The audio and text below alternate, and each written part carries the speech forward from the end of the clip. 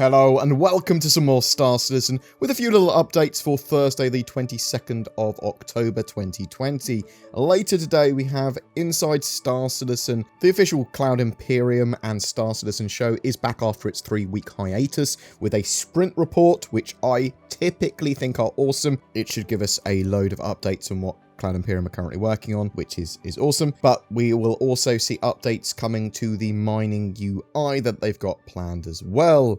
On Friday, Star Citizen Live will be on at 7 PM UTC. It's going to be with Jeremiah Lee. He was the lead concept artist there on Star Citizen, and he's going to be doing some form of game dev episode.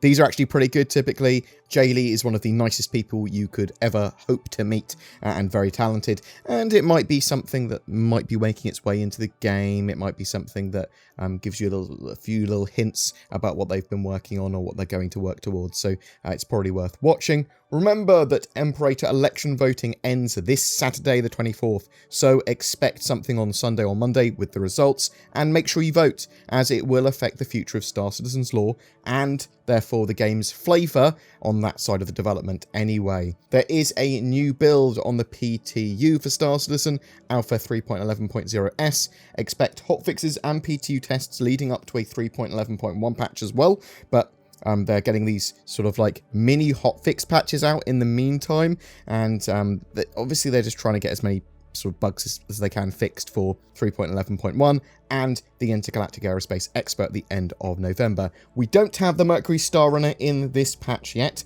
but this build will be designated, or should be designated, 3.11.0C when it does go live, and they have made a change to the loadout service, which will help validate whether or not a Mobiglass is detected when changing a player's loadout. This should help with the Mobiglass going missing when switching armors and other items in-game. They want players that are playing on the PTU to test lots of different loadouts to see if any oddities happen with the Mobiglass or items. They are trying to really get that bug solved. In the other patch notes, it says the character loadout service will now validate whether or not it detects a Mobiglass on a player's loadout before saving changes, so that a player's Mobiglass should no longer go missing.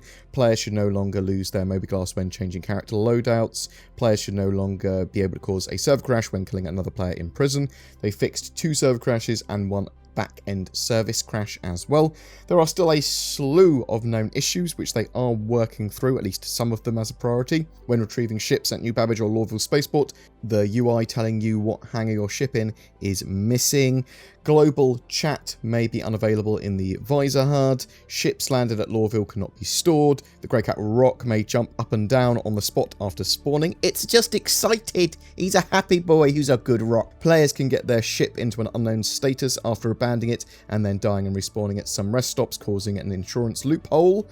That's an odd one, I've not actually experienced that. Ground vehicles will be impounded when players land at a designated garage at the New Babbage Spaceport planetary surface exit.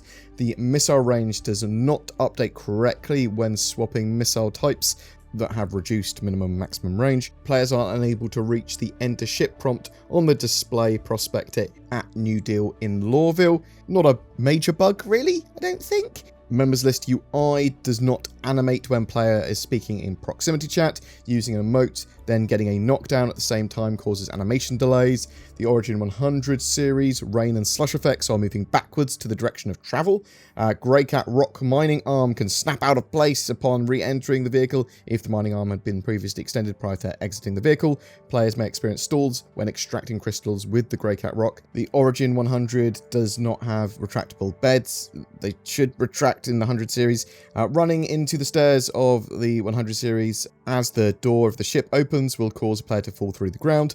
Players cannot re-enter the Drake Cutlass if the ramps are damaged. Refueling hydrogen fuel first can prevent you from refueling quantum fuel, which is obviously pretty annoying. Multiple heavy armor arms clip or partially obscure some of the Mobiglass items as well.